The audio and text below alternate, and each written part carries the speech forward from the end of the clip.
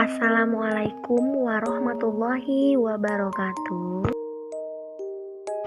Baiklah, kita mulai belajar kita dengan membaca lafaz basmalah. Materi kita kali ini adalah berlatih vokal. Ada beberapa hal yang harus diperhatikan pada saat bernyanyi atau berlatih vokal. Yang pertama, artikulasi. Artikulasi adalah cara pengucapan kata-kata dalam bernyanyi. Maksudnya adalah pengucapan kata-kata yang jelas agar mudah dimengerti dan difahami oleh pendengar. 2. Intonasi.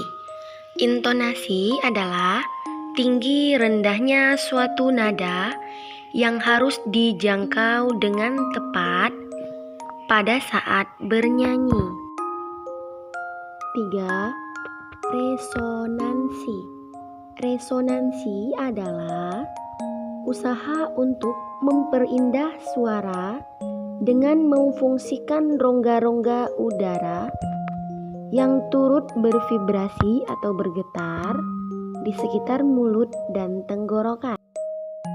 4. Frasering. Frasering adalah pemenggalan kalimat menjadi bagian-bagian yang lebih pendek tetapi tetap mempunyai kesatuan arti. Yang kelima, pernafasan. Pernapasan adalah keluar masuknya udara melalui paru-paru. Nah, pernapasan ini terbagi menjadi 3. Yang pertama, pernapasan dada. Yang kedua, pernapasan perut. Yang ketiga, pernapasan diafragma. Pernapasan dada. Pada saat menggunakan pernapasan dada, bagian tubuh yang mengembang adalah bagian dada. Nah, pernapasan ini jarang digunakan dalam bernyanyi karena pernapasannya pendek sehingga dapat membuat penyanyi mudah lelah. Pernafasan dada cocok untuk menghasilkan nada-nada yang rendah. Pernafasan perut. Pada saat melakukan pernafasan perut, bagian tubuh yang mengembang adalah bagian perut. Biasanya, pernafasan ini digunakan orang pada saat tidur dan secara refleks. Suara yang dihasilkan dari pernapasan perut sangat keras, melengking, dan bernada tinggi, sehingga kurang baik digunakan dalam bernyanyi. Pernafasan diafragma. Pada saat kita menggunakan pernafasan diafragma, bagian tubuh yang mengembang adalah bagian diafragma. Pernapasan diafragma adalah jenis pernapasan yang paling baik digunakan untuk bernyanyi. Pernafasan ini memungkinkan kita menghasilkan suara murni dengan nafas yang panjang. Pernafasan diafragma juga dapat memperkecil ketegangan pada dada, bahu, dan leher sehingga dapat mengurangi risiko cedera. Berikut contoh penerapan pernafasan diafragma. Gimana caranya kita nyanyi menggunakan diafragma? Diafragma adalah otot yang mengatur pernafasan kita. Letaknya ada di tulang rusuk yang paling bawah. Jadi dia memisahkan tubuh bagian atas dengan tubuh bagian bawah. Bentuknya seperti kubah seperti ini. Dan ketika kita menarik nafas, itu dia akan ke bawah. Dan ketika kita melepaskan nafas kita, dia akan kembali lagi ke atas. Oke, sekarang kita coba rasain diafragma kita ya. Kita letakkan tangan kita di sini. Terus kita coba. Nah, maka kita akan merasakan dia berkontraksi pada saat kita melakukan tersebut.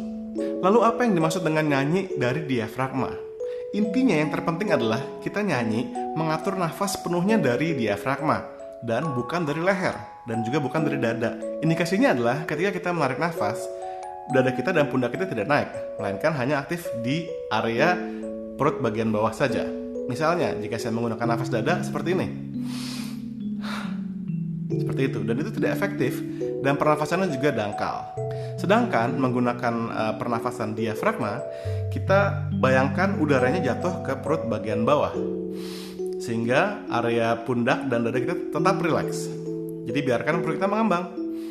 Dan pada saat kita menghembuskan nafas, dia otomatis akan kempes, atau karena diafragmanya bergerak ke atas sehingga semua organ di wilayah perut ini akan ke dalam. Sekarang yuk kita coba latihan diafragma kita, dan kita rasain benar-benar nafas kita dari diafragma. Kita tarik nafas dari hidung, lalu kita bayangkan udaranya jatuh ke perut bagian bawah, benar-benar ke perut bagian bawah ya.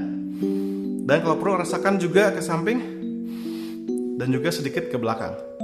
Oke, jadi kita tarik nafas seperti itu, lalu kita buang seperti kita buang pakai sedotan. Oke, benar-benar rasain tarik nafas.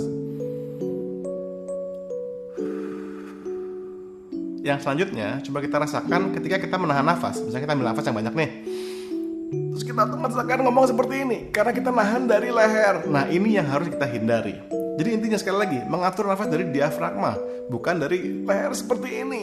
Dalam prakteknya, pada saat kita bernyanyi juga begitu. Area pundak, leher kita harus tetap rileks. Yang mengatur benar-benar adalah dari diafragma. Kita coba mengatur pernafasan seperti ini. Ambil nafas seperti tadi. Terus kita hiss seperti ini. Kita latih ya, supaya benar-benar tidak ada yang irregular seperti itu. Jadi saat kita melakukan itu, kita membiarkan perut kita agak tarik ke dalam, tapi jangan terlalu cepat. Ya, kita atur benar-benar supaya tetap tekanan udara di paru-paru kita tuh benar-benar ada compression, tapi juga tidak terlalu cepat, juga tidak terlalu lambat. Jadi pas, itu yang kita latih supaya kita memiliki support nada yang baik. Kita coba sekali lagi, ambil nafas ke perut bagian bawah, lalu mulai.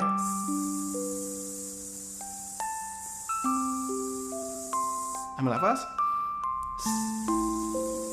Tetap ini relax, pundak relax. Yang aktif adalah diafragma atau perut bagian bawah seperti ini. Saat kita bernyanyi, kita bisa membedakan nafas dari diafragma ketika kita nyanyi, ininya tuh rasanya bebas plong ya. Jadi benar-benar dari diafragma. Kalau kita nyanyi banyak menggunakan tenggorokan atau leher, kita akan cepat capek dan suaranya juga tidak akan terasa plong dan enak didengar. Jika aku bukan jalanmu, kayak gitu saya langsung pengen batuk rasanya. Tapi kalau dari diafragma, kita support dengan baik dari diafragma dan juga lehernya relax. Jika aku bukan jalanmu, lebih terasa plong dan juga lebih mudah, dan juga terasa supportnya lebih bagus. Oke, jadi segitu dulu penjelasan singkat mengenai gimana caranya kita nyanyi dari diafragma. Cukup sekian materi hari ini. Wassalamualaikum warahmatullahi wabarakatuh.